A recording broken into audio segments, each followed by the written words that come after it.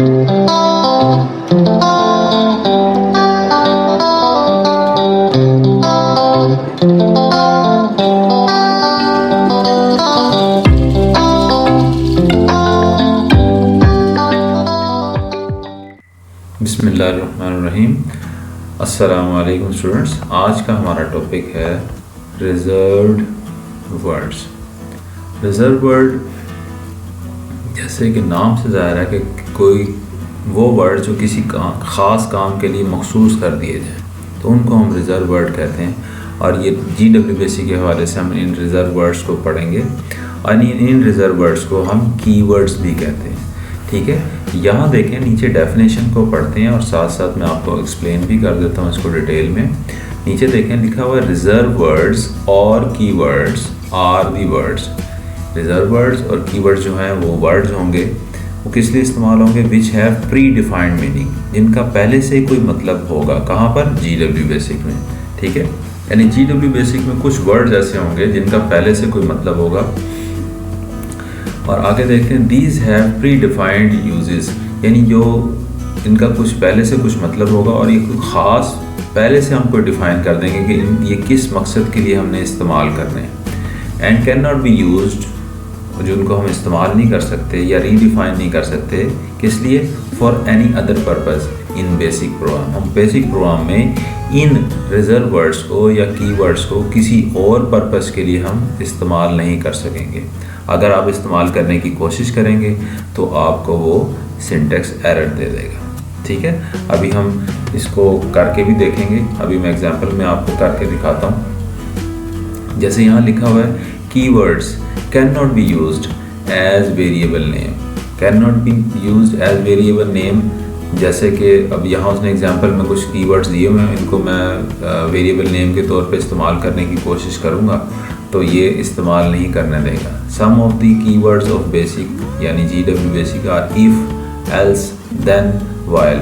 इसके अलावा जितनी भी हमने कमांड्स पढ़ी हैं, जैसे कि डिलीट कमांड, CLS, MKDIR और क्लियर कमांड। इसी तरह आपने कुछ स्टेटमेंट्स पढ़ी हैं, जैसे and statement, mass statement, print statement और दूसरी स्टेटमेंट्स हमने पढ़ी हैं। वो तमाम के तमाम रिज़र्व वर्ड्स हैं, उनको हम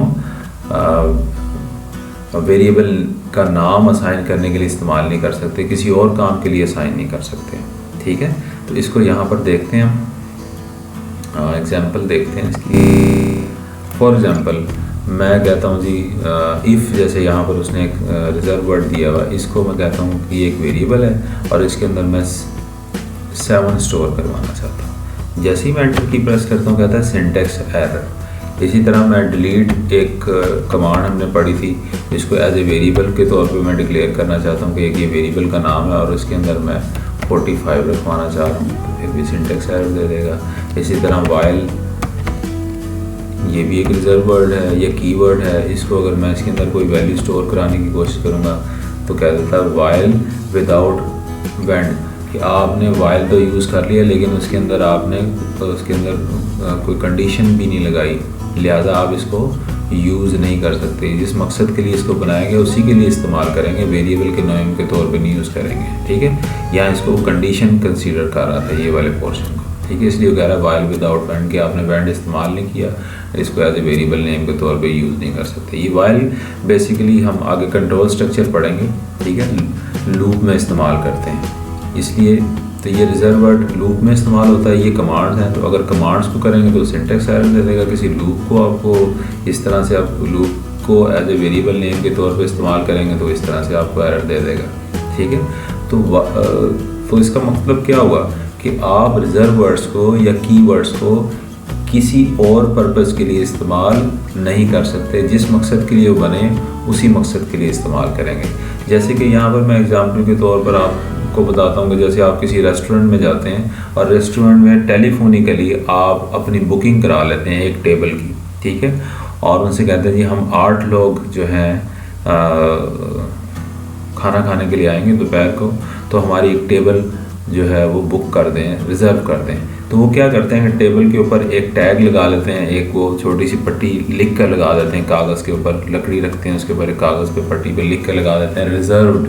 रिजर्व का मतलब क्या हुआ कि कोई भी बंदा रेस्टोरेंट में एंटर होगा तो उस टेबल पर नहीं बैठ सकता, क्योंकि वो टेबल किसके लिए मखसूस कर दी गई है, वो आपके लिए मखसूस कर दी गई है, और उस टेबल पर आप ही बैठ सकते हैं क्योंकि आपके लिए वो रिज़र्व है। कोई और बंदा उसके ऊपर उस टेबल पे जाके बैठ नहीं सकता, ठीक है, आपके नाम से वो रिज़र्व हो गई। इसी तरह GW बेसिक में जो कीवर्ड्स या रिजर्व वर्ड होंगे वो उसी मकसद के लिए इस्तेमाल होंगे जिसके लिए उनको हमने डिफ़ाइन कर दिया है, ठीक है, उन्हें रीडिफ़ाइन नहीं कर सकते। सिर्फ ये रीडिफ़ाइन सिर्फ उस सूरत वो बंदा कर सकता है जिसने GW बेसिक को बनाया है, यानी जो प्रोग्रामर हैं जिन्होंने इस लैंग्वेज को डेवलप किया, सिर्फ वही उसको रीडिफ़ाइन कर सकते हैं। उसके अलावा और कोई रीडिफ़ाइन नहीं, कोई प्रोग्रामर जो इसको यूज़ कर रहा है इस लैंग्वेज को, वो इसके अंदर जितने भी कीवर्ड्स दिए हुए हैं उनको वो रीडिफ़ाइन नहीं कर सकता।